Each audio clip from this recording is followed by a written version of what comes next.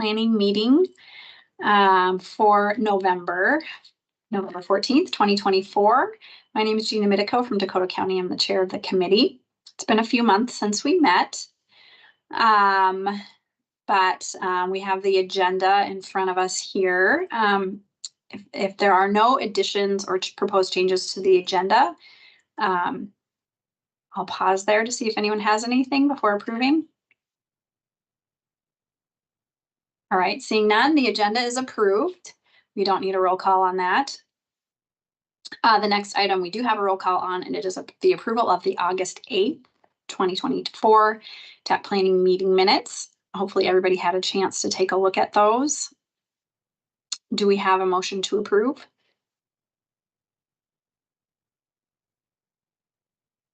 Madam Chair, I will move to approve. This is Kevin Roggenbuck, Ramsey County. Thanks, Kevin. You have a motion. Do I have a second? Lindsay Brewer, second. Thanks, Lindsay. We have a motion and a second. Any further discussion? All right, hearing none. Jed, can you please take the roll? Mark Culver, Brooklyn Park. Whitney Schroeder, Carver County. Charlie Howley, Chanhassen. Gina Midico, Dakota County. Hi. Chad Ellos, Hennepin County. Aye. Bridget Reef, Mac. I'll abstain. Patrick Boylan, Community Development. I will abstain as well. David Burns, MTS. Aye. Patrick Haney, Metro Transit. Aye. Kathleen Mayell, Minneapolis. Lindsay Brewer, MnDOT. Aye. Lauren Dickerson, PCA. Aye. Kevin Roggenbuck, Ramsey County. Aye. Anton Jervy, St. Paul. Aye. Terry Dill, Scott County. Aye. Matt Fighton, Suburban Transit. Elaine Katsukos, TAB. Aye. Sarah Allen, Washington County. Aye. Chris Hartzell, Woodbury. Aye. Chair, there were 12 ayes and 2 abstentions. Thanks, Jed. The next item on the agenda is any public comment on committee business. If anyone from the public is on and would like to make comments, please make yourself known. Chair, Jed, there were no people that signed up. Thank you very much. So we will move on to the first item of business, which is the review of the Metropolitan Airports Commission, the MAC 2025 to 2031 CIP. And it looks like Joe has a presentation for this item. I am here, Chair. Thank you. I'll take over. It is that time of year again. It is our time to review the MAC CIP for 2025 to 2031. So we have Bridget Reef here with MAC as well, so she's a committee member. And so if there's any specific questions that maybe I can't answer, she's here to back me up as well. But first, we'll kind of go through real quick a little background on why we're here, and then we'll kind of look at some of those specific projects that we will be considering.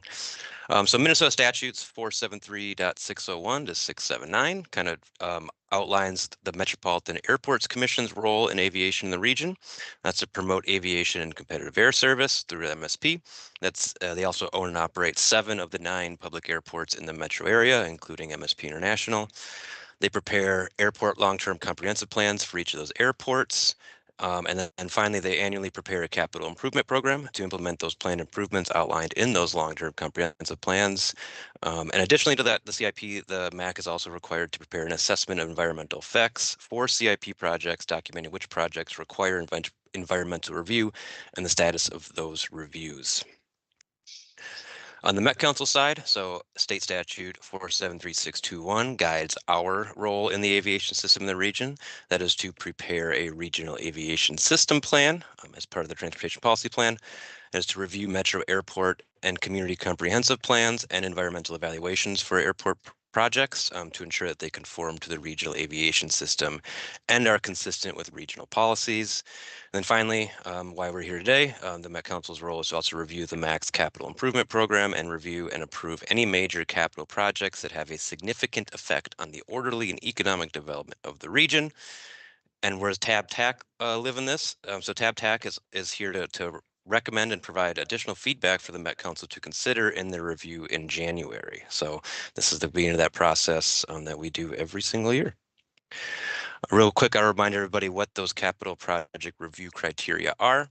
So any projects over $5 million at MSP and over $2 million at the reliever airports that also have a potential for significant effects, as outlined below, are those that trigger the review and approval requirement from the Met Council.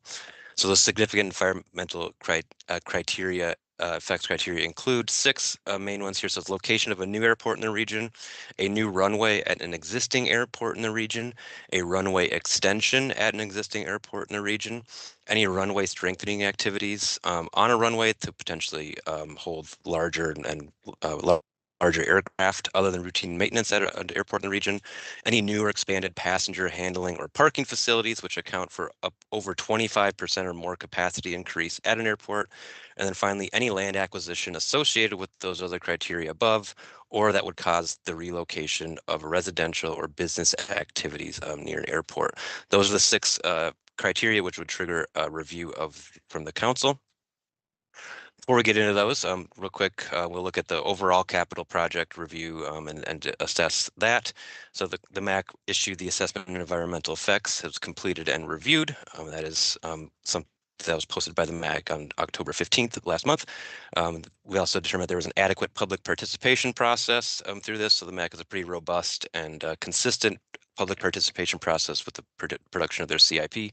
So the AOEE and the CIP public comment periods run from 9/16 for the CIP, 10/15 for the AOEE to tomorrow 11/15. So that's 60 days for the CIP and 30 for the AOEE. They also additionally held a public hearing on their Planning, Development, and Environmental Committee meeting on November 4th.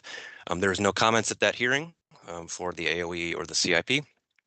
MAC CIP also identifies adequate funding for the projects outlined in the plan, and also MAC CIP is consistent with the 2040 Transportation Policy Plan. This will be the last time we say that. Next year, it'll be 2050 Transportation Policy Plan. Additional notes here, there are 28 projects in the CIP which would meet those cost thresholds, 26 at MSP over 5 million and 2 at the relievers over 2 million. And then finally, there is one project this time that meets the significant effects criteria that will require Met Council approval in January of next year. We'll look at that right now. So that project is here at Lake Elmo Airport. That's the runway 422 crosswind runway outlined in blue here on this graphic. You can see this small extension here. So it's the crosswind runway for the airport and will be extended by 254 feet to a total length of 2,750 feet. This project also includes new lighting for the runway. Also includes a new taxiway connection on the north end here to allow aircraft to enter the runway at the extent of the runway. This project is really needed to adequately support aircraft currently operating at the airport. This runway won't change what aircraft are operating at the airport, probably won't really change operation numbers either, but it is needed to actually adequately support those actually at the airport today. This increases the safety and comfort for aircraft using the crosswind runway to be more comfortable with using that runway when they need to. It also increases flexibility for the airport users to utilize that crosswind runway in all weather conditions. Previously, the runway, or as it states, a little too short for some pilots don't feel very comfortable using it all the time, and so they tend to concentrate on that main runway. And so having this extension here will aid in that. Additionally, this project was awarded $1 million by the MnDOT Aeronautics Department last year to fund this construction. So about 25% of this project is funded through state funds. So we are happy that the state is helping our regional airports. Continuing on this, so this project was included in the 2016 long-term comprehensive plan for the airport.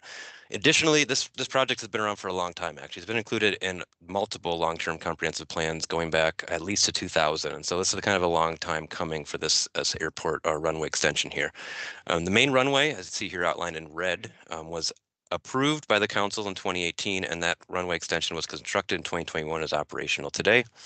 This is the final planned runway project from those LTCPs, probably for a while at this airport as well. This project was included in a 2018 environmental assessment worksheet that the MAC completed. It was reviewed by the council in 2018 and no issues were noted at the time. This also received a finding of no significant environmental impact from the FAA in 2018 and was ultimately adopted by the MAC in October of 2018. Therefore, this extension here is consistent with the transportation policy plan. Lake Elmo today is classified as a minor airport in the regional system. That regional role will not change with a minor extension of the crosswind runway. And again, as I mentioned earlier, this crosswind runway extension is really needed for safety and operational flexibility for aircraft using the airport, and really won't lead to any new aircraft using it potentially, but also just leads to more safety and usability from users there today. Looking beyond 2025, so 2026 to 2031, there is an additional runway reconstruction extension that is in the plans at Air Lake Airport in Lakeville, which is now scheduled for construction in 2027. This project will require council approval as well, as it's an extension of that runway, and this project is currently working through its environmental review. Anticipated to be done hopefully this year, next year, soon, but the construction is slated for 2027. Additionally, last year we reviewed and approved the MSP 2040 long-term comprehensive plan. We're likely to see projects from this plan start to show up in future CIPs. We don't see any yet today, but they're likely to start showing up in those later years in future CIPs.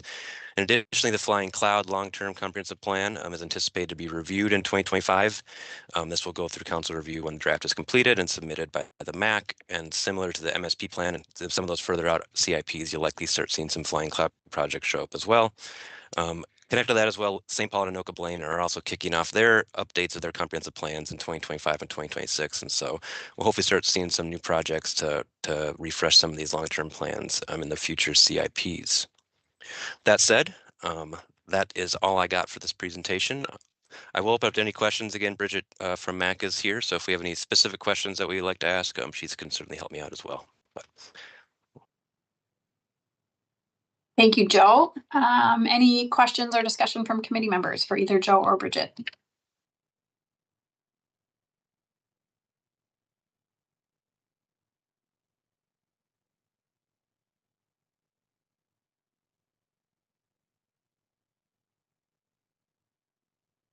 I may have one, and it may, Joe, I don't know if you can answer it or if it's more of a Bridget question. So I saw the potential project for the Air Lake runway extension in Lakeville. And it sounds like that will go through some additional processes. I don't know if it's the same project. I know there was, the county had some involvement at some point in recent history on discussions on that with potential conflicts with Cedar Avenue. I don't know if this is that same project or not, but I'm just wondering what how the county might be involved in that moving forward,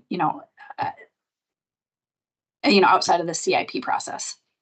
Sure, it's a good question. Bridget, if you want to jump in, I'll let you probably know a little more about the background. I know that runway project has kind of been floating around for a while, so. Yes, thank you, Madam Chair. So it is the same project, but a few years ago, we adjusted our long-term plan to modify the runway extension so that we are no longer impacting Cedar Avenue. We don't want to have to relocate that road. The relocation that we had looked at about 10 years ago would have impacted property beyond just what we own. It would have been impacted part of the industrial park and such, and it just wasn't going to be feasible for us to do that. So now we're looking at a shorter runway extension with some additional taxiway work. It will require the relocation of a township road and where that township road connects to the county road. And so there'll be coordination there once we get to that part of the project. Right now we're hung up on, so the arc in blue there is the 225th Street that needs to be relocated. We are working with the FAA. This project, the time clock for the federal environmental assessment has not been started yet. This airport has 5 natural gas pipelines that run somewhere within the property.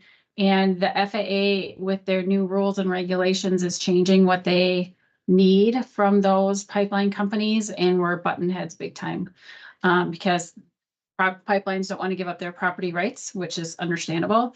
And the FAA is concerned that a pipeline company might come along and tear up a brand new runway that the FAA just paid for. So we're working through some of those legal issues and those property issues. So that's been the holdup, and that's going to continue to take some time to work through. So that's why we've pushed the construction out to 27, because we think it will take time to get through the environmental process.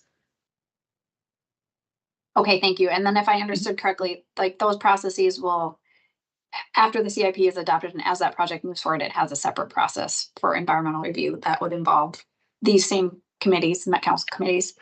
Absolutely. Thank you.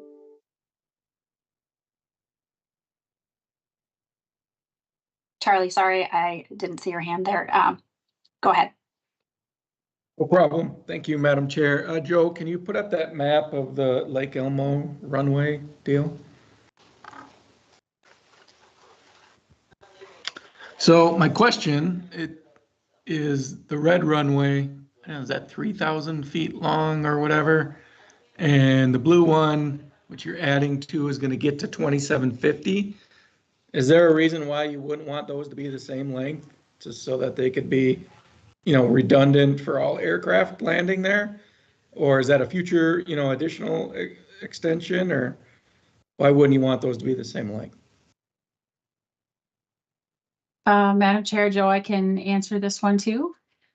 So the extension that we're showing here is the maximum that we can do without starting to really impact property around us. So that's number one.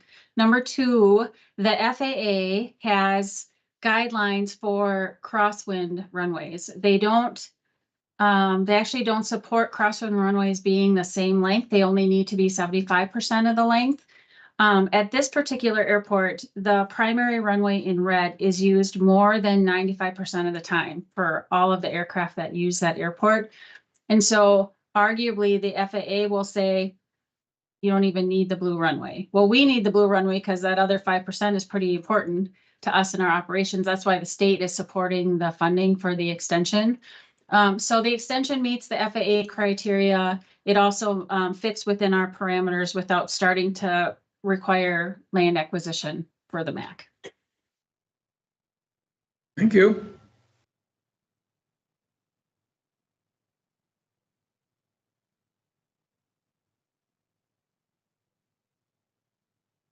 Any other comments or questions?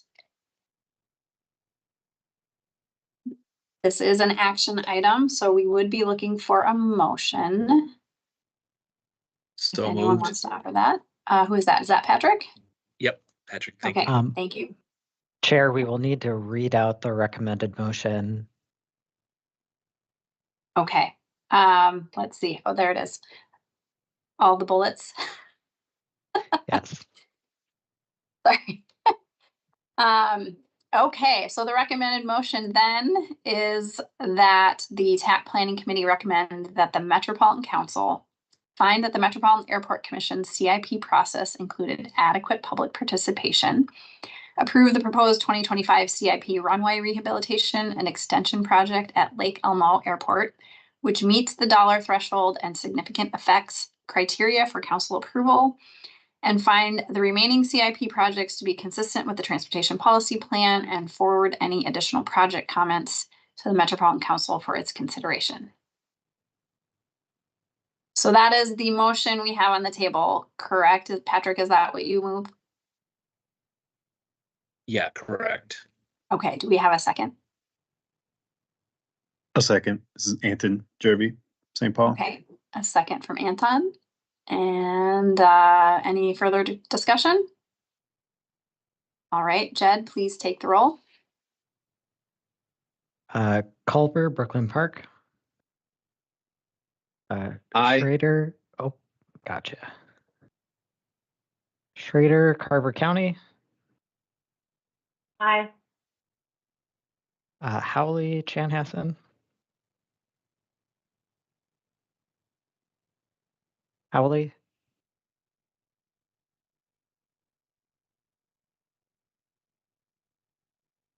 I couldn't hear you. If you could put that in the chat, I'll verbalize what you have. Gina Medico, Dakota County. Aye. Chad Ellos, Hennepin County. Aye. Bridget Reef, Mac. Aye. Howley is an aye. Patrick Boylan, Community Development. Aye. Burns, MTS. Aye. Haney, Metro Transit. Aye. Mayell, Minneapolis. Brewer, MnDOT. Aye. Dickerson, PCA. Aye. Roggenbuck, Ramsey County. Aye. Jervy, St. Paul. Aye. Dill, Scott County. Aye. Fighton, Suburban Transit. Kitsukos, Tab Coordinator. Aye. Allen, Washington County. Aye. Hartselle, Woodbury. Aye. Chair, there were 17 ayes. Thank you. The next item is another action item. And that is the adoption of the 2024 safety performance targets. And Jed, you are going to take this presentation, is that correct? All right, I'll turn it over to you then. Thanks.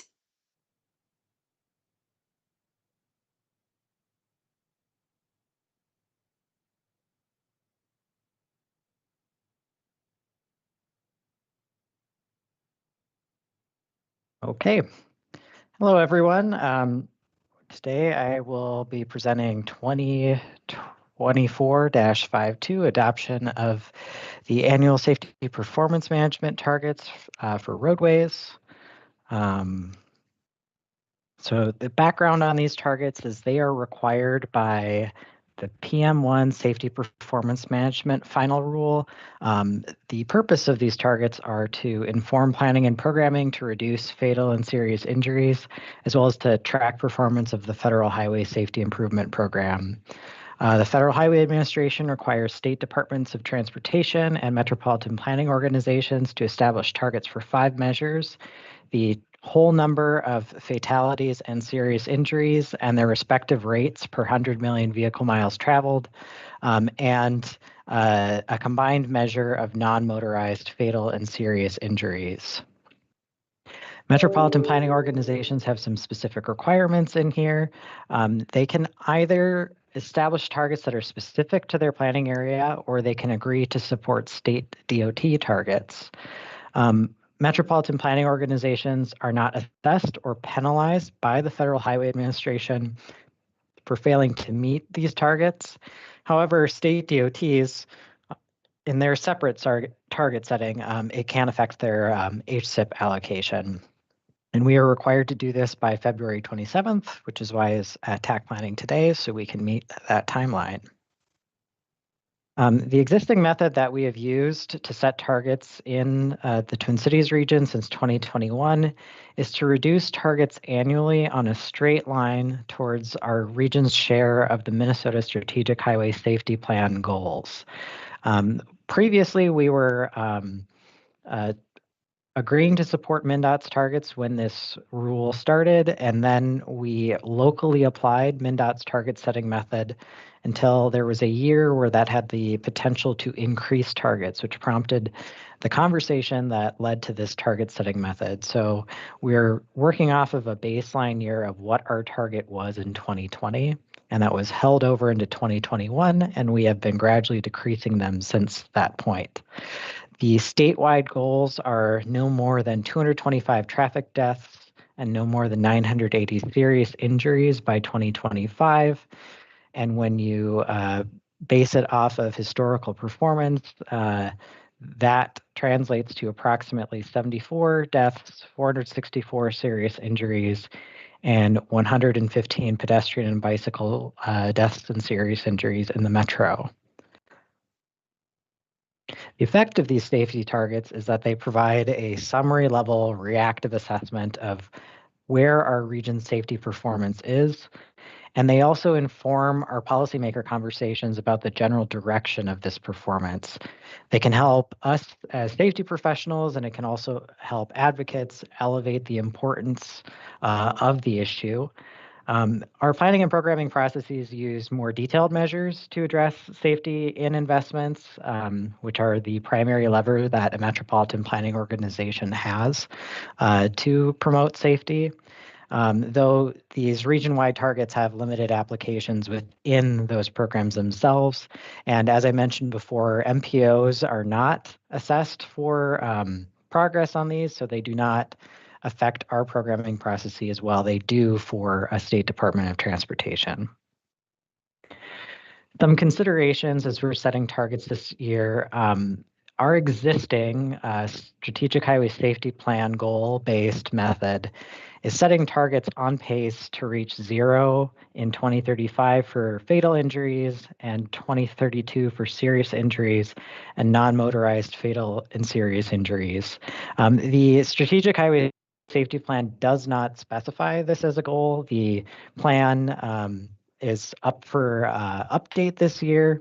We're currently basing our targets off of the 2020 through 2024 plan, and they will issue a new plan next year with updated goals. So this is more so illustrative of the pacing of the change that we've set in these targets over time, and not necessarily a set long-term goal. I will note that meeting these targets as we are setting them today would be exceptionally challenging considering the asset lifetimes and the lag time between programming and capital improvements. So it may be reasonable for us to consider slowing their rate of decline to a more achievable range so they can maintain relevance in informing decision making.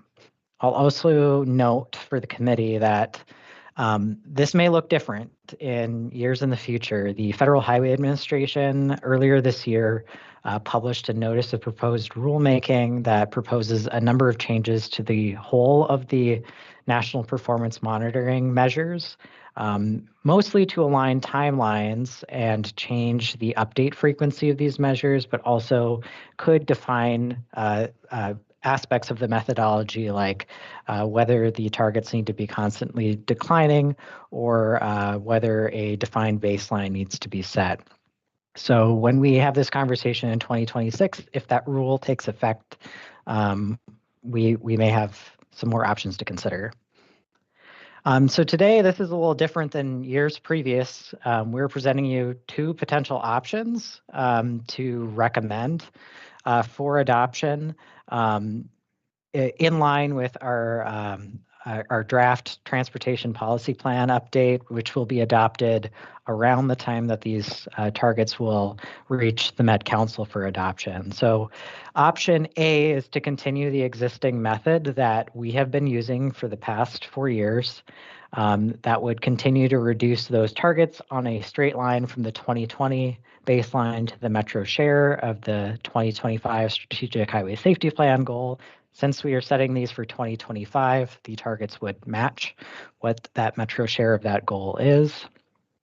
Some considerations about this option is acknowledgement that we established this target setting method before we knew the significant changes in safety performance that would occur as part of the COVID-19 pandemic.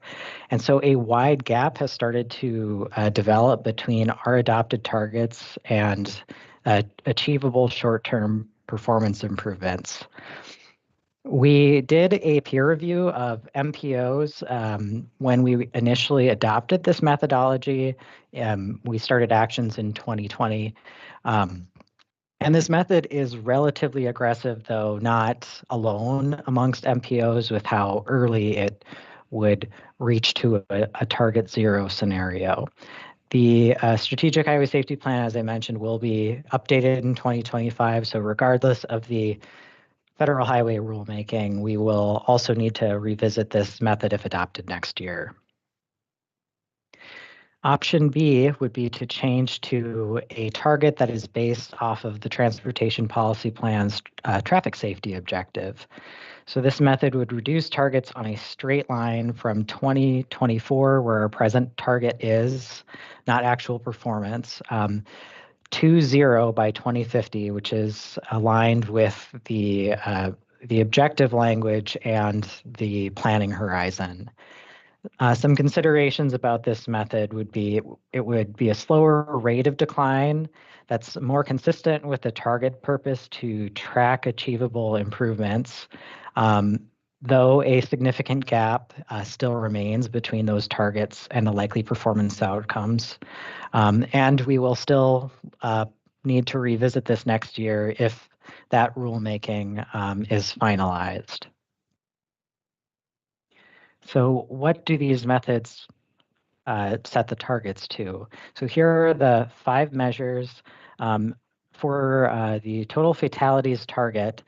They are relatively close at 74 and 79 for options A and B respectively, and their rate targets of 0.26 and 0.28 per 100 million vehicle miles traveled. There is a bit more of a difference in the serious injuries measure with 464 versus 512, and rates of 1.64 versus 1.82. And then the non-motorized combined target in option A would be 115 or 126 under option B. To present this in visual format and to give some context of historical data, I do not have the tables of the actual performance in the slide deck, but it is in the business item. The orange line on these charts show the actual performance. The pink line shows adopted targets historically. The green line shows the option A target for 2025, and the purple line shows the option B target for 2025. Members who have been with the committee for a bit longer may recall that we've previously presented these graphics with a dashed line going further out on the proposed target method. I did not include this time since we are at the end of that strategic highway safety plan window, and I cannot assume what that goal may be in the future. So I would have just been mapping out the TPP-based target here, so could not really compare between the two since option A would be changing next year. I think the important thing to point out here, though, is where actual performance is. This is the purpose of these targets is to evaluate where we are. And in 2023, while regional safety performance improved over the previous 2 years, it still remains elevated over the pre-pandemic average, with fatalities higher. This year, it appears that we're on pace for that to remain mostly flat. Folks may have heard that statewide fatalities are up. In the metro, the preliminary data does show a slight increase. However, this data is preliminary and it does change over time, and it's not far off enough to describe a trend at this point. The dashed line on these charts shows a estimate of where we would expect the year-end outcome to be based off of historical seasonal performance. So it looks like this year we're essentially holding ground on fatalities. The story is quite similar for serious injuries, although you'll note that the pre-pandemic to post-pandemic pattern is clear here, where we were on a pace of reduction and then erased those improvements since the onset of COVID-19. And again, the year-end performance looks to be roughly on track based off of what we know as of October 31st. One notable area of difference that I'd like to highlight for the committee is the distribution of these injuries is different year over year and against a rolling average trend. Something that was quite alarming looking at the preliminary data from MnDOT this year is there is an increase of pedestrian serious injuries. So while serious injuries overall are about the same, the share of them who are pedestrians are higher. It is about 22 over the pre-pandemic 3-year average. So as if the previous business item didn't have a long enough recommended motion, here are the two potential motions today. Option A being that strategic highway safety plan based method and continuing it, or option B, basing it on the transportation policy plan horizon. I will pause here for questions. Thanks, Jed. Any questions from committee members?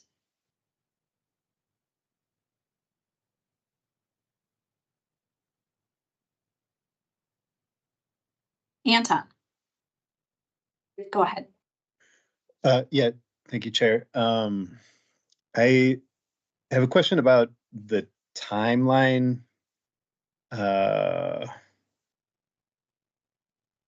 these two options. So in my mind, the TPP is updated every 10 years, and it seems like that may be a little clunkier, for lack of a better technical term, in terms of recalibrating, whereas the other option, the option using now, is updated more frequently. I guess that's one question. And then another question is, if there's rulemaking potentially happening next year, are we better off just continuing with the same message or the same methodology rather than changing it, now and then changing it again in a year anyway? Thanks. Chair and Anton, great questions. So the transportation policy plan receives a major update every 10 years, and then it receives like a minor update 5 years. Historically, it's been 4 years, but since we're in air quality conformity, it is a 5-year cycle. So it's a difference of a year in the plan frequency. On the second question, yes, that's a completely valid point, and that's partially why we've presented the two options today. This was an opportunity to align this measurement program with the forthcoming long-range plan, but acknowledging that we may be having this conversation again next year anyways, we wanted to bring forward a continuation option. Thank you. Kevin, it looks like you also have your hand up. Yes, thank you, Madam Chair. Jed, earlier on in the presentation, you mentioned that the MPOs have two target setting options. Mm-hmm. Establishing our own targets or agreeing to support the state DOT targets. Is the council directing us to do the first thing, establishing our own targets? That has been our historical practice. So the decision to start setting our own targets predates my time at the council. However, when we agree to support the state DOT targets, we're not setting a regional specific target. We did start, I think it was in 2019 or 2020, setting a region specific target. It may have been 2018 now that I remember. At that point, we were applying MnDOT's methodology to the metro area for our target setting. State DOTs have a little more, they have more requirements about how they set their targets, not just because they're considering the HSIP allocation. They also have to report them out differently. They have to be stated in terms of a rolling average. It leads to targets that have decimal points in them, and that can have the risk of increasing year to year. When we were setting our targets regionally based off of the state DOT's method. We received feedback from, it was either the TAB or the council, that policymakers did not agree with the message that targets could increase from year to year, that we are fine with an increasing level of death and life-changing injury. And I think that temperature remains. Specifically, last year, we made some changes to the motion language to add that the long-term goal is 0 and that each of these values is to be no more than. So I think that viewpoint is still held, that there's value in setting a regional target, and there's value to setting these more on a declining basis. One other thing to mention about the state DOT targets is MnDOT has held all of their targets flat for at least 3 years. And I think for 4 of the 5 measures, they've held it flat for 4 years because of the changes in since COVID and the previous method potentially causing an increase to those targets.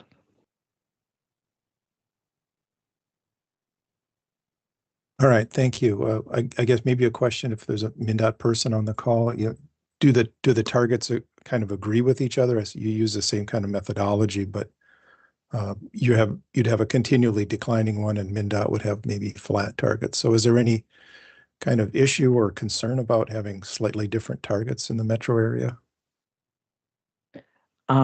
Lindsay, I'd invite you to chime in if you have a perspective from Metro District, but what I will say is we do work with MnDOT's performance staff and their Office of Traffic Engineering staff, and they have not voiced concern with this. We've developed this collaboratively over the past several years.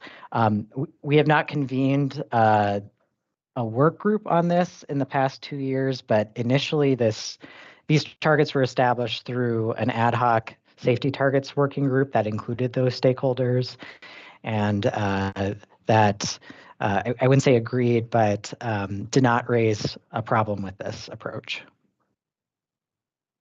And thanks, Jed and Madam Chair. This is Lindsay Brewer from MnDOT Metro District. And while I don't work in our central Office of Traffic Safety or performance measures, I would concur with that. And it is perfectly acceptable to have different targets from the MPO to MnDOT, and that is not a problem. So I don't see any issues with that. All right, Bo, thank you very much.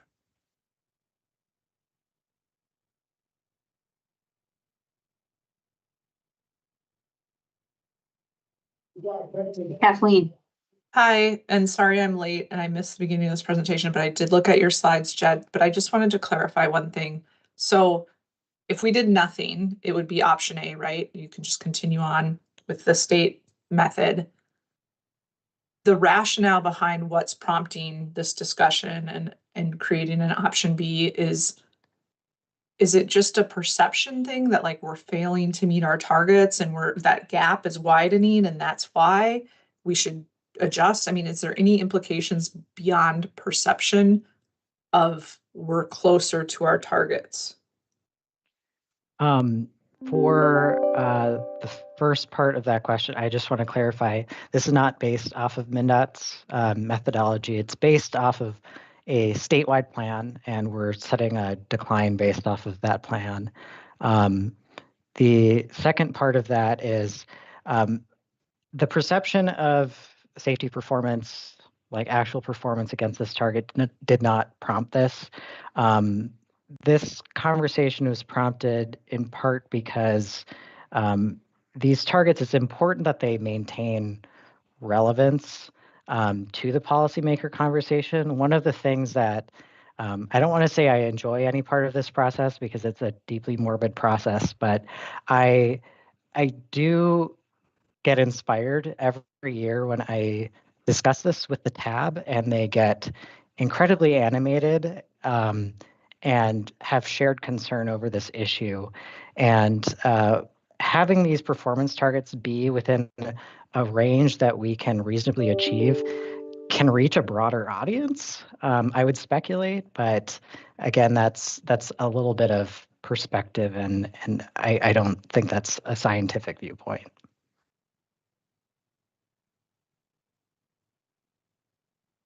Thanks. So just, can I clarify? Sorry, Lindsay.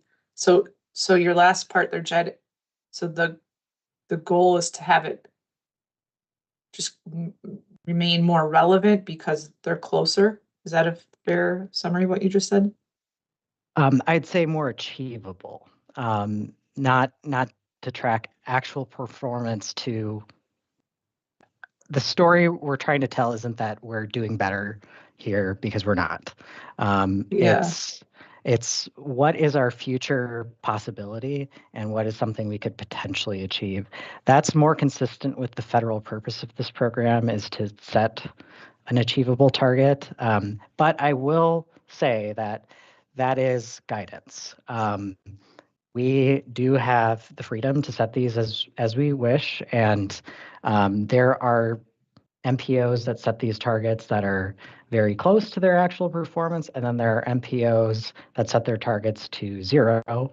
That is not the path that we have taken, but that is something to consider. I see that Dave Burns' hand is raised. He is our lead on performance, and I think he might want to chime in here. Actually, no, Jed, I had a question for you. The question is, how do you plan to bring this? Are you just going to bring whatever is recommended here by TAC Planning to TAC and to TAB, or are you going to bring both options to TAC and TAB and have them ultimately make the decision for the direction? The business item going forward will have this committee's recommendation as the recommended motion. However, the business item will document the conversation that occurred here and the options that the committee was presented. So those committees would be free to continue discussion. Okay, great. Thank you. I think we had Lindsay first, and then I'm losing my hands here. Start with Lindsay, and then I'll figure it out. Thanks, Madam Chair.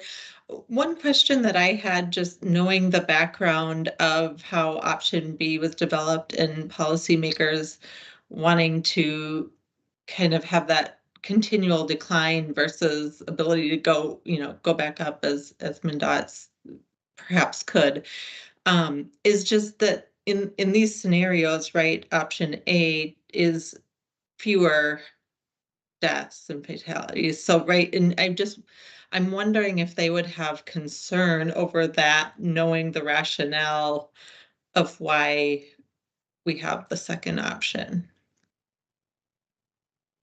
I do not know. I think the core of these methods is they're both essentially doing the same thing. They are going from a baseline year towards a goal-based year, and one is sooner than the other. And so the magnitude of change is different.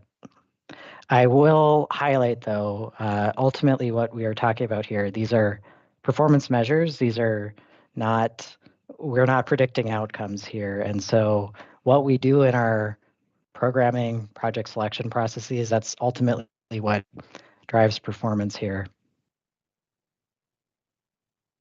Thank you.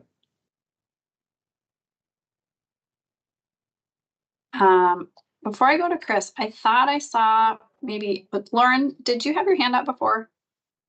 And did you change your mind? I went back down. Yeah. Okay, you don't want, okay. Just want to make sure I didn't miss you. Thank you. So if you have nothing, then I will go to Chris Hartzell. Yeah, just a brief question about this. Is there a financial consequence in terms of grants that are coming in through the state as we track this performance metric against other metrics? No. So the MnDOT has statewide targets that do not go through this adoption process we have here that do affect how they allocate their HSIP funds. These targets are not tied to any federal program, and they're not presently tied to any state program. There is an action in the transportation policy plan that provides some guidance to the regional solicitation evaluation about how we measure performance for pedestrian and bicyclist crash outcomes and how it relates to programming processes. But presently, there aren't any requirements in our grant programs related to these.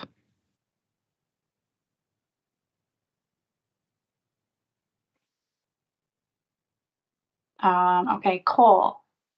Next. Yeah, I just wanted to add a little bit to what Jed said. So there is, as you stated, there's no financial implications to the MPOs, but I think our job as technical staff, and part of the reason for bringing this option forward, is recognizing this idea of aspirational targets and the important message that they send. That's where TAB's at, I think, on this issue. They want to be as aspirational as possible. And the reality of setting a realistic target that actually helps us make better investment decisions.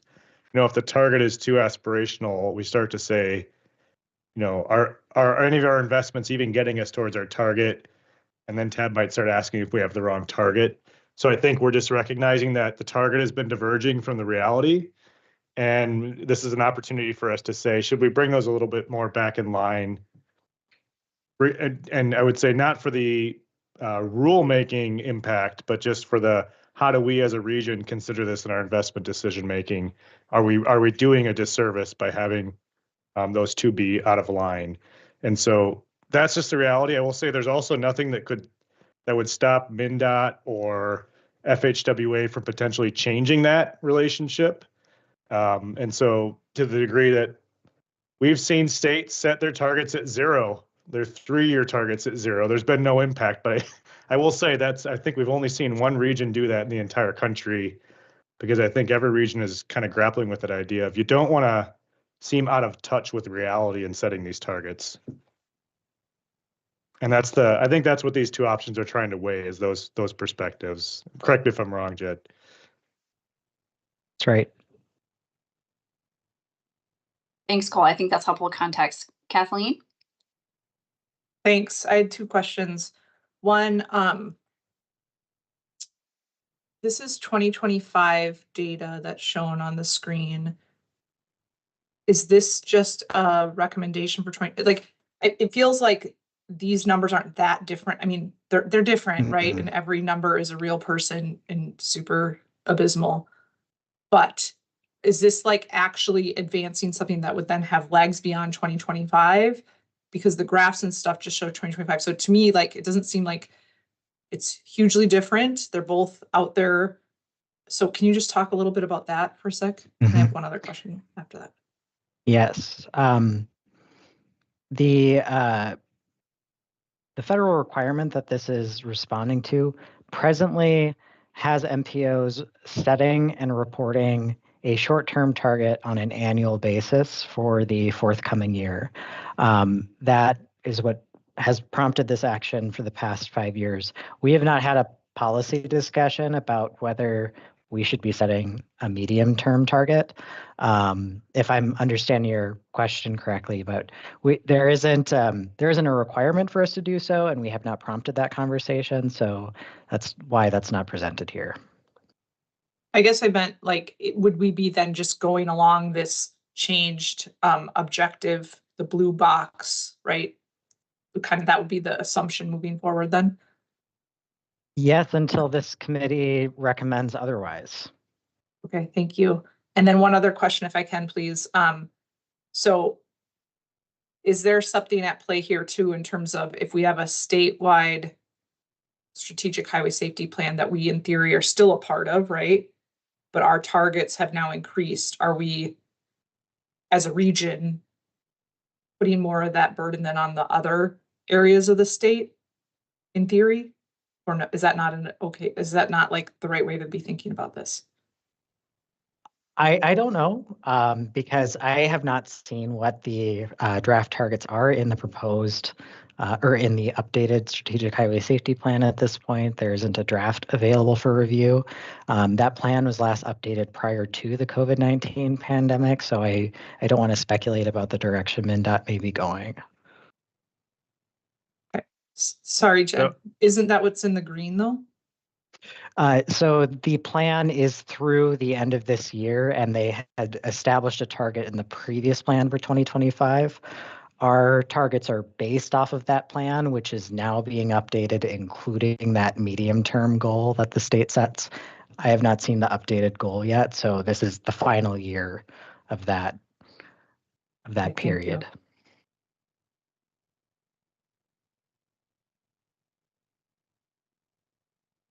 And Jed, can you remind me, just maybe I'm a little confused. So they both plans, so we're looking at the state strategic highway safety plan in the green and the TPP in the blue, and they both have a goal of 0.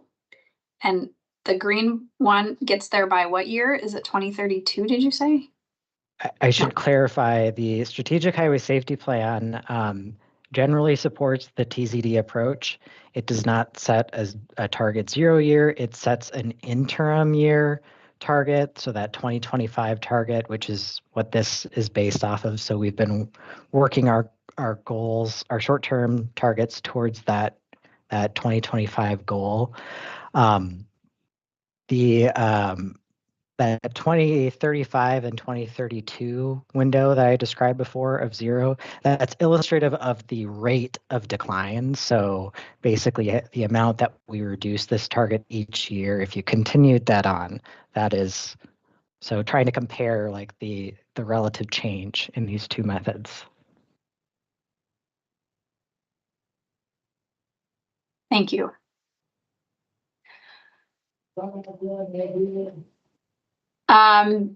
Based on the discussion so far, I'm not sensing, I think this is a bit of a tricky issue. I have two minds of it. I think, as the MPO, and we have a transportation policy plan that we're about to adopt. I don't know what the timeline for adoption is. You'll probably talk about it in your next item. I understand, the point of being in line with that.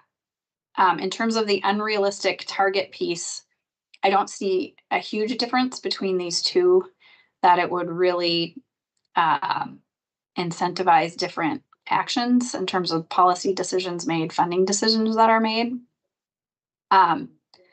So I don't really have a strong feeling one way or the other. I don't know if there are others on the committee that do. Even though it's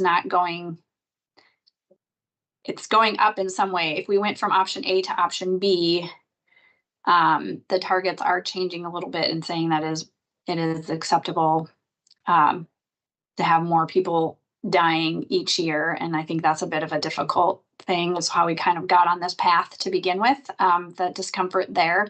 And I think our policymakers would be there as well. So I don't know. Cole, do you have any words of wisdom here?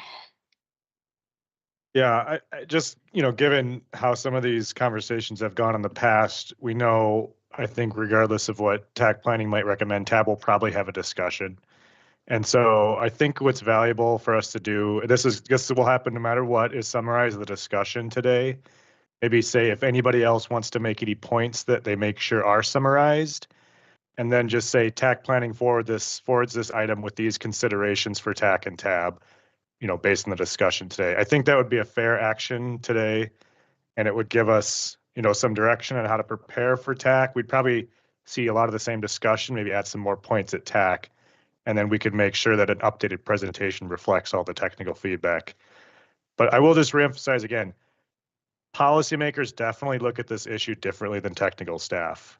And so make sure that we get any technical considerations well documented in our feedback. And I think, folks want to spend more time on this, you can always coordinate with TAC representatives and provide some additional commentary at that meeting.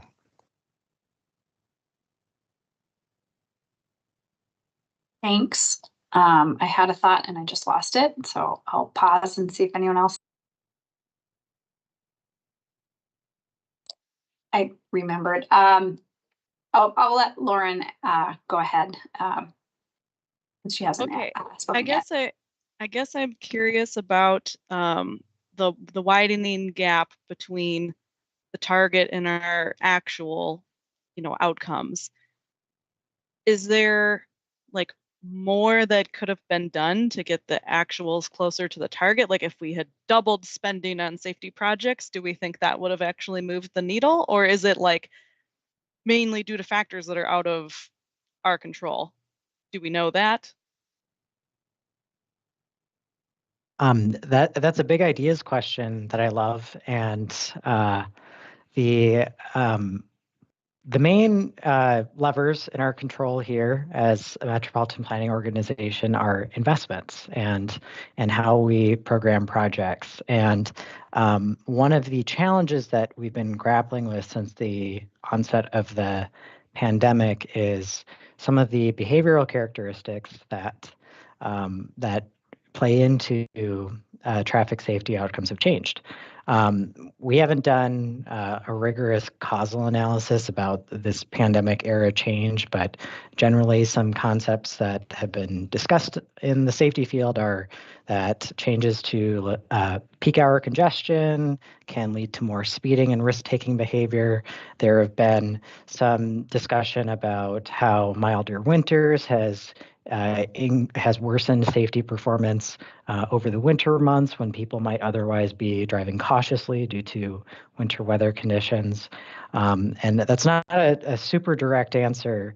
And I recognize Cole chiming in here, but there are a number of things that we can do. And there isn't an exact answer to what could be done differently, unfortunately. Thank you. If I may, Chair, I will be a little more direct and note, and as Steve, if you want to chime in here too, Steve Peterson, one of the factors we're looking at in the regional solicitation before and after is the impact of investments on deaths and serious injuries.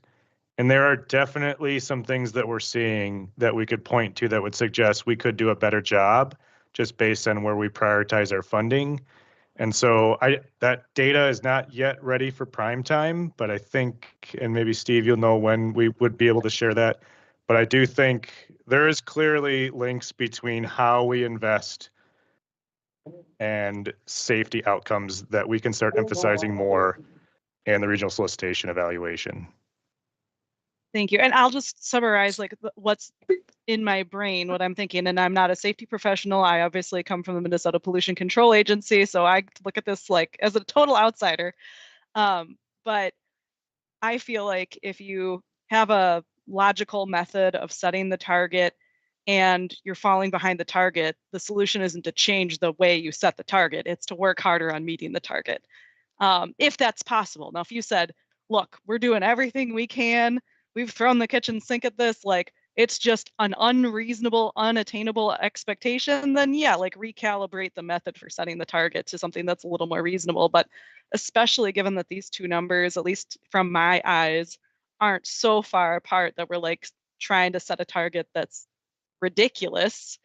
If we set it at 0, that would be maybe just like totally wishful thinking. We're not going to get to 0 overnight. But I think it would be maybe a better feeling to stick with the method that has been in place for a while that is a lower number, unless there's good reason to think that we couldn't like buckle down harder and try to reach that target. That's my 2 cents from a non-transportation safety perspective. Thank you. Thank you. I think that's good perspective to have, and probably resonates with our policymakers as well. Chris, it looks like you're next, and then Lindsay. Yeah, I just want to comment on, some of these fatalities. It isn't always up to this. I mean, we talk about it's education, it's enforcement, it's also the engineering and the infrastructure components. I think you could make a big dent on infrastructure components, but is it reasonable relative to the money that's available? So my thought process is, I understand, moving the target to what's more reasonable and appropriate, but I kind of agree. I wouldn't make a big shift unless there's a real reason to do so. And if the real reason to do so is we're not gonna be able to hit it, I think that we could recognize that as well. But I think it's a multi-pronged approach that I don't know if can be 100% addressed through this. Thanks, Chris. Lindsay? My comments are very similar. I would just add kind of from MnDOT context, right? We set safety performance targets as well.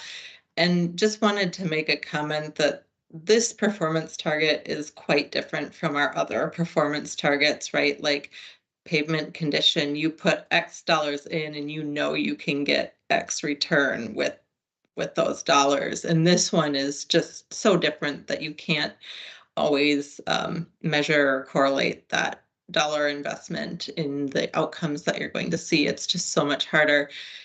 And at MnDOT, we are starting to look now at the safe systems approach, which I think is going to maybe help us turn the corner. And so it's thinking about not only those infrastructure investments, but also just, you know, policies and the way we do things. And I know that was part of the TZD approach previously with education and enforcement and all that. But so we are trying different things, you know, to that point of, you know, not changing the target, but trying to work harder on reducing those fatalities. So just here to say, I think MnDOT would be supportive of either option for the council. I will say maybe, you know, with option A, you can, you know, blame it more on MnDOT since it's our strategic highway safety plan anyway, if you need to.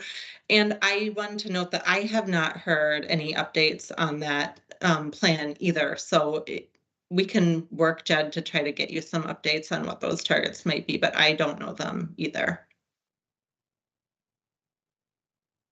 And I was going to say the other thought that I had previously forgot. I think, well, I have maybe two thoughts. One is that I feel like we only talk about this item at this very meeting every year. So I know we choose a target, we report it to FHWA. We talk about it with TAB, so we have a little bit of a policymaker discussion. But I'm less aware of what else happens there. You know, I understand there are other things the council does, like the before and after study that's looking into this. There's probably some work done in the TPP to look at how we set that target there. So I guess I'm kind of wondering if it makes sense to change it now, or if we just maybe try to identify like what we do with the existing target, maybe trying to be more involved in MnDOT's process to get a sense of where they're going. If they have any information, I feel, you know, I guess part of it too is understanding how the two targets are developed and whether MnDOT's new process for 2025 is going to be, you know, looking at post-pandemic travel patterns and trends, including safety trends, and trying to come up with a more realistic target, and almost staying with option A until they've done their work there, and maybe find a way for them to either update us on that process or have Met Council staff be integrated more into that process. And seeing what happens next year and revising it then, rather than making a change now without knowing where they're going. So that's my current thought. I don't know if anyone's on board with that, and then I'll let Cole, you go ahead and explain or correct me if that's not a good direction.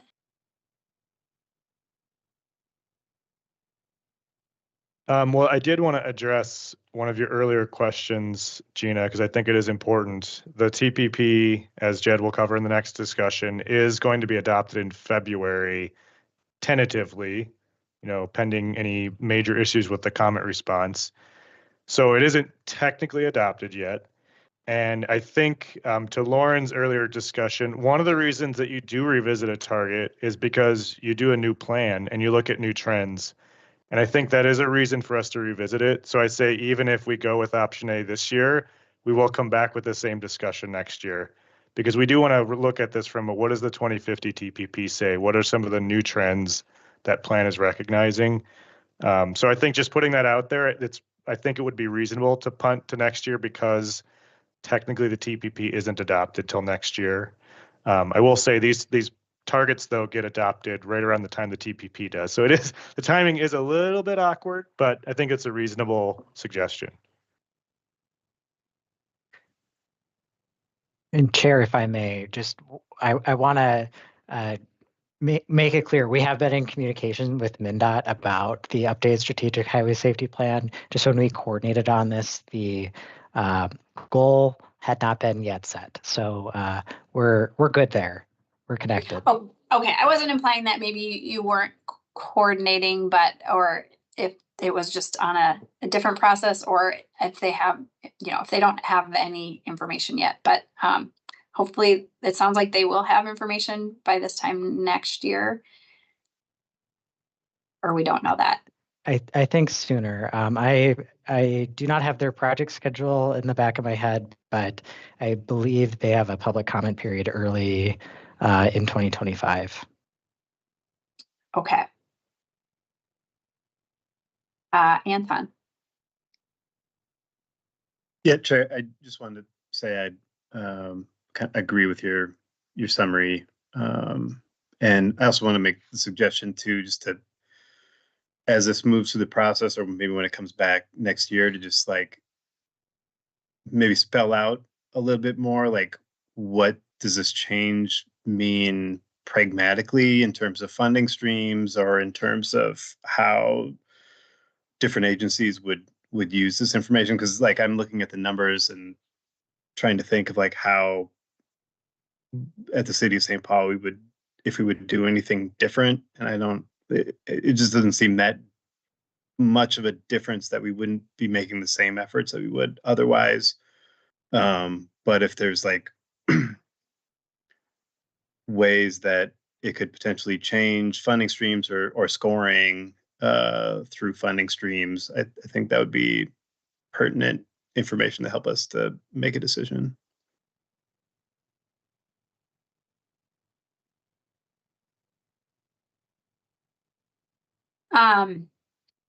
So would it be appropriate then to perhaps offer a motion with, or a recommendation with some considerations, or what do folks want to do? I see some agreements in the comments, but I don't want to pretend that it covers everybody's perspective.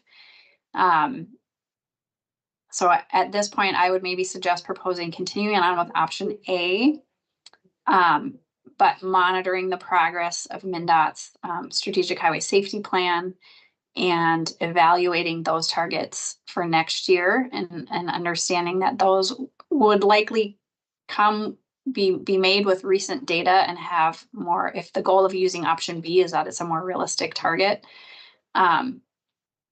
This time next year, we would have both probably an adopted transportation policy plan with the targets in option B, and possibly some new data from MnDOT for an option A that we could consider.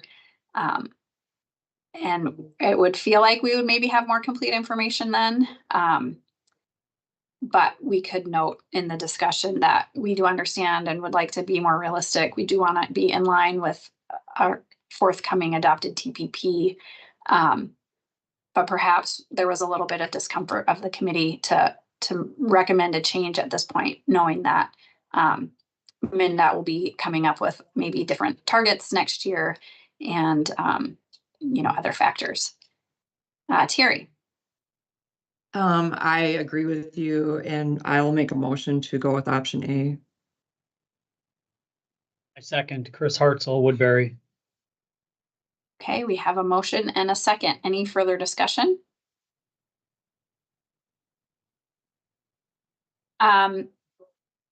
So we have a motion and a second on the table. Go ahead, Cole. Maybe you're anticipating my question. No, I do just want to highlight one more thing, and I think it was a point Jed was trying to make earlier. So, Jed, can you go back to slide 11? At some point, we're all technical staff. We do this for a living. At some point, you have to be honest when you have two diverging lines that one of them needs to be reset. And I think what we were saying is we wanted to highlight that issue. The question for technical staff might be, when we revisit this next year, how long do we let these lines diverge before we need to say it needs to be reset? Because at some point you show this and it just looks like you're not being real. And that's what we were trying to highlight today as one consideration. I don't think this, making this decision this year is a bad thing. It's just acknowledging that and maybe forwarding those comments to TAB, that at some point you can't have a trend going up and you're still basing your previous targets on a trend that was 8 years old. You know what I mean? So we just might want to make that point more strongly to TAB to show them that consideration. And I hope technical staff here all agree that that's part of what the reason for bringing this conversation up was.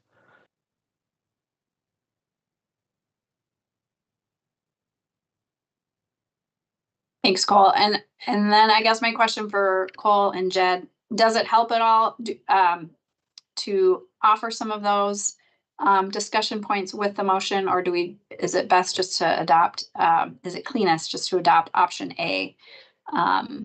And when we present this to TAC, we can, I can articulate some of the challenges that we had and coming up with an option. Yes, I would agree with that.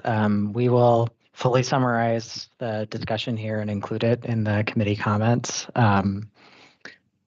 And I think it goes without saying we're committed to doing this evaluation of these targets next time as well.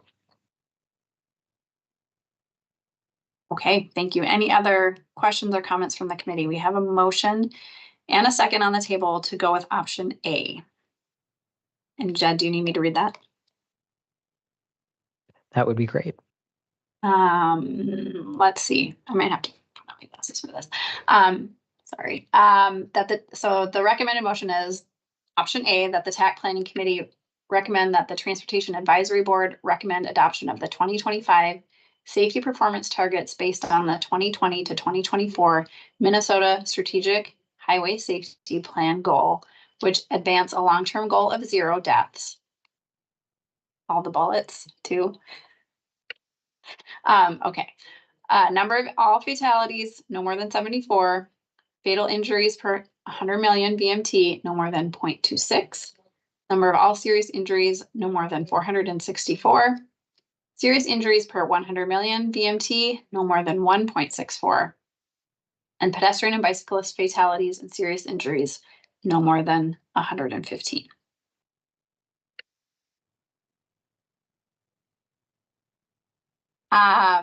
All right, so that is the motion and the second. Jed, can you take the roll?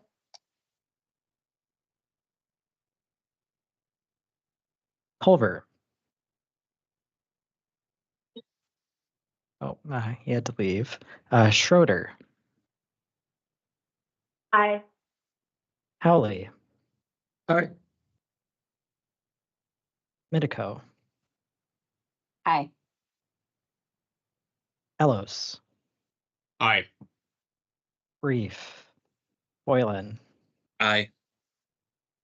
Burns. Aye. Haney. Aye. Mayel.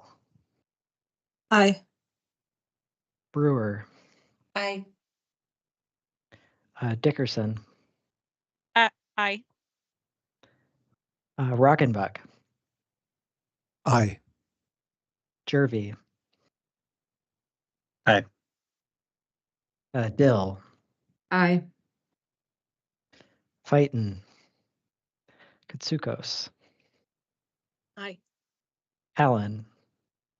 Aye. Hartzell. Aye. Chair, there were 16 ayes. All right, thank you. And thank you, staff, for providing all that information and getting us to think differently about the targets. I think it was worthwhile to put the other option out there. Yeah, it's a tough issue. I think every year it's a tough issue on these targets. So thank you. The next item, lost my agenda, Jed, but I think it is an information item. And that is the public comment summary for the TPP update. Yes, just a moment here. I'll pull up my slides.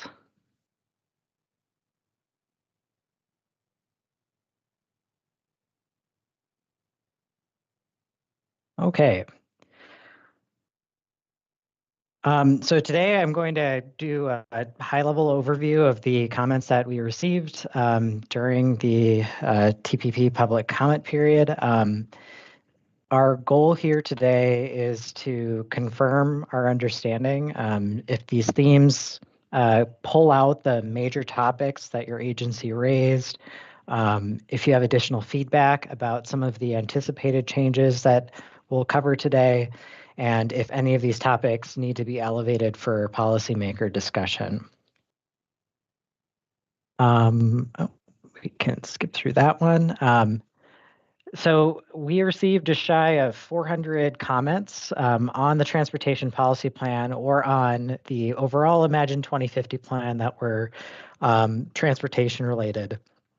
17 cities, all 7 counties, 1 state agency, 1 federal agency, and 7 partner agencies or organizations. In our public comment portal, we also had some quantitative questions where 100 commenters provided Likert ratings on the importance of plan objectives and then rank ordering of their supporting policies. I'll note this is not random and it's not regionally or demographically representative, but in those comments, we broadly heard support for the healthy and safe and natural systems goals areas, and most for the equitable and inclusive and dynamic and resilient goal area objectives.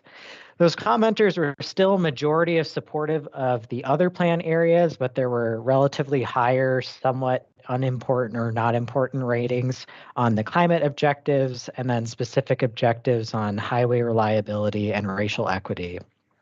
We'll have a more detailed report of comment volume, data, and findings ahead of the plan adoption in 2025.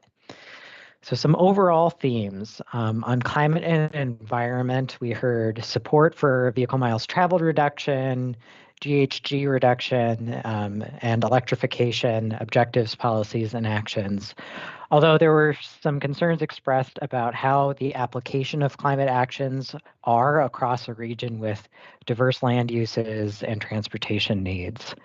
We heard concern that we've heard before about the lack of specific objectives related to maintenance and modernization activities.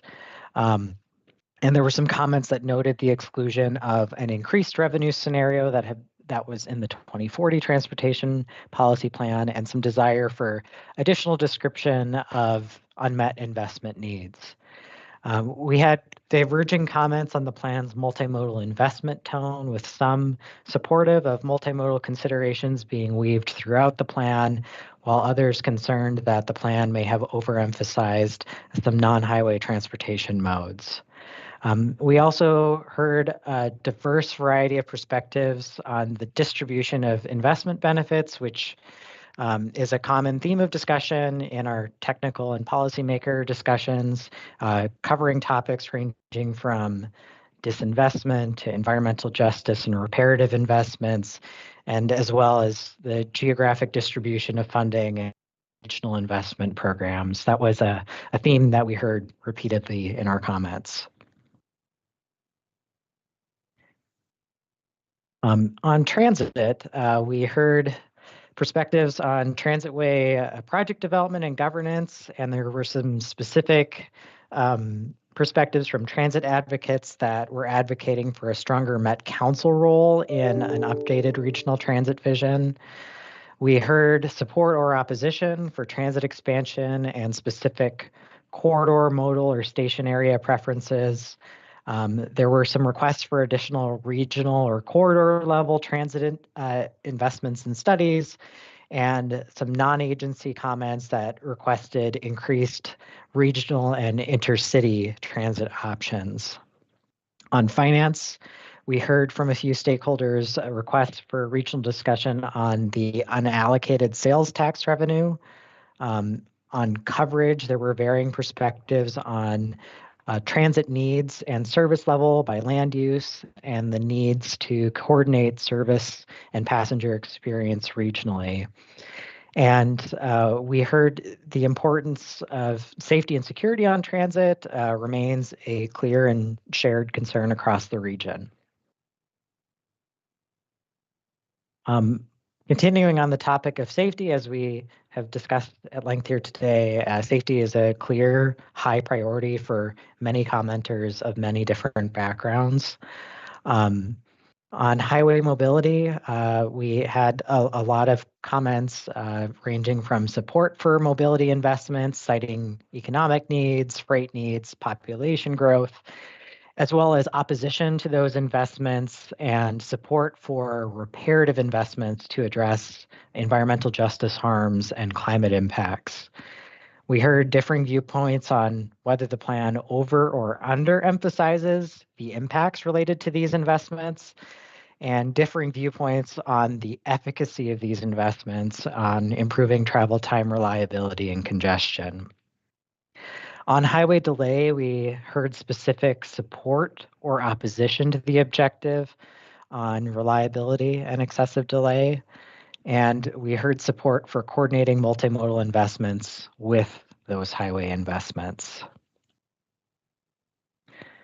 On pedestrian and bicycle investment, we heard a variety of comments about the regional bicycle transportation network, including support for updating the network and changes to criteria, coverage, and tiering, a requested update to identified regional destinations, further engagement with parks agencies and how they relate to the regional trail network, and then sensitivity to the bicycling network and user needs by regional geography. We heard support for barrier removal and related study work for both bicycles and pedestrians. We heard support for investments to reduce pedestrian fatalities and serious injuries throughout the region, and specific technical questions or clarifications related to this work. On accessibility, we had questions about new policies that seek to increase ADA compliance or promote universal design. On some other topic areas, on finance, we heard an ask for more discussion about how revenue availability differs among local governments, particularly between city and counties. There were some different perspectives on how to balance freight user needs that can conflict with safety and environmental justice needs. There were a variety of suggestions that were related to intermodal facilities, first last mile connections, and e-commerce. And the Met Council's American Indian Advisory Council requested that the council provide guidance to partners throughout the region about engagement best practices and identify implementing actions so the transportation system can better support and serve their cultural resources. Some anticipated key changes in response to these comments. This is not an exhaustive list, but these are the major top line things that we anticipate changing in the final draft. So removal of the Riverview Corridor Modern Streetcar locally preferred alternative and its funding, and in its place, potential narrative or mapping changes that demonstrate continued commitment to investment on the corridor. The Gold Line extension between Minneapolis and St. Paul will have a discussion added to potential future transit ways. There may be a change to broaden regional level study of future transit ways.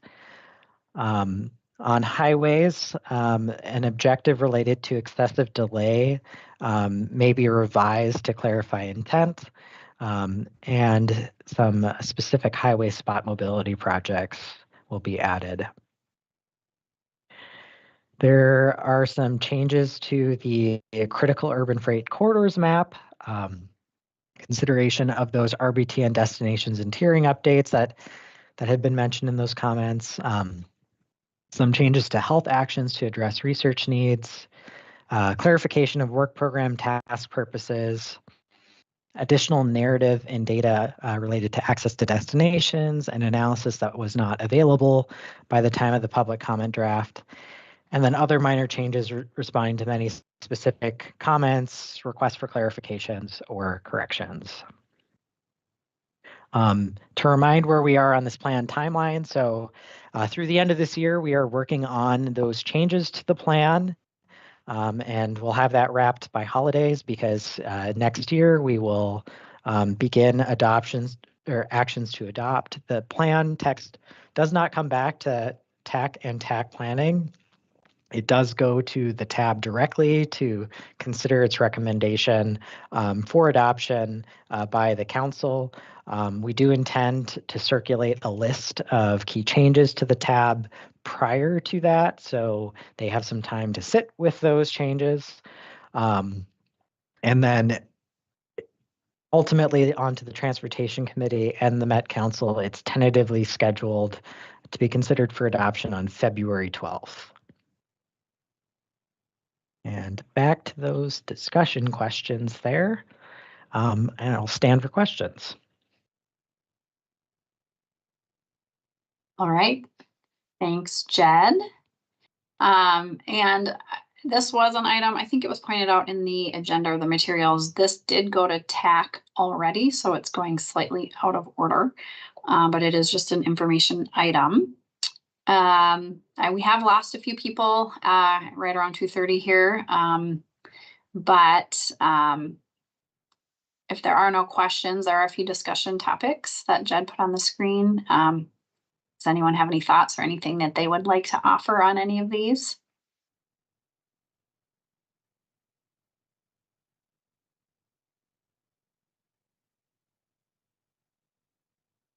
Right, seeing none. Oh, did I hear somebody? No? Oh, Terry, thank you. Sorry, I just had a question. Is there a location where we can go back and look at all the comments that we made?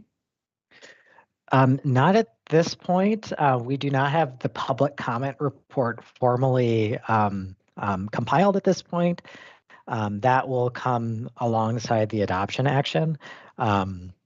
We do have your comments. If you need a copy of your comment letter, I can provide it back. But at this point, we don't have a consolidated report of all of these. Okay, thank you.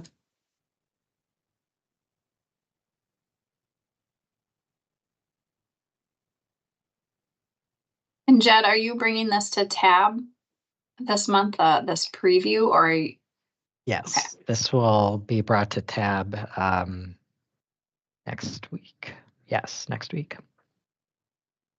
I don't think there was a lot of discussion on these items at TAC either, if I recall. Seeing not a lot of activity here. You may get more at TAB. We'll see. But from our perspective, I think you generally covered the themes that we had identified.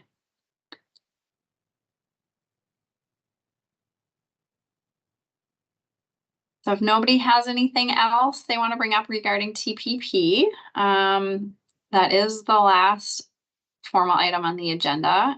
Does anyone have any other business that they'd like to bring forward? Chair, I'm not a member, I'm a staff member. I was going to bring up something very quickly that I realize we've lost a lot of people, so we'll probably see this in a email at some point, but the chair appointments are running out this year, and TAC is going to be naming a new chair in December for starting January of 2025. And if anybody's interested in sharing this committee, let Elaine or myself know. You don't have to be the TAC member, but you would have to go to TAC, which is almost always remote, and then TAC exec as well, which is usually 45 or so minutes up into TAC. Gina, as an aside, we don't have any rules against people re-upping. So, but if anybody has any interest in sharing, let Elaine or me know, and we'll pass it on to whoever becomes the chair at TAC next month. Thanks, Joe. And I am totally open. If somebody else would love to do this, I would be happy to do either way, but don't feel like you shouldn't volunteer, because I would be willing to do it again. But like I said, I would be willing to hand it off to someone else with no hard feelings at all. So please.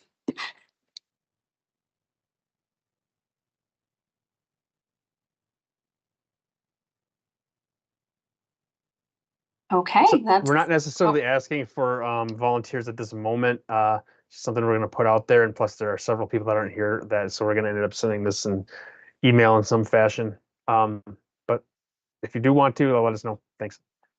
Sounds good. And Joe, does the TAC chair have some say in that too? Or Technically, the TAC chair picks the member, but obviously they're going to try to pick amongst people that are interested and not just start tapping people that might not be interested. Okay. Good question. you. Thank you. By getting some volunteers, we will have names to give to the TAC chair. And appointments will be made starting in January meetings.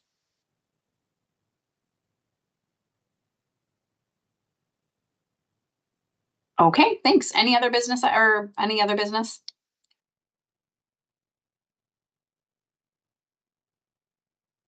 All right, seeing none, then I think we can adjourn participation, and we will maybe see you next month. Jed, you'll let us know if we have any items. All right, thank you. Have a good afternoon, everyone.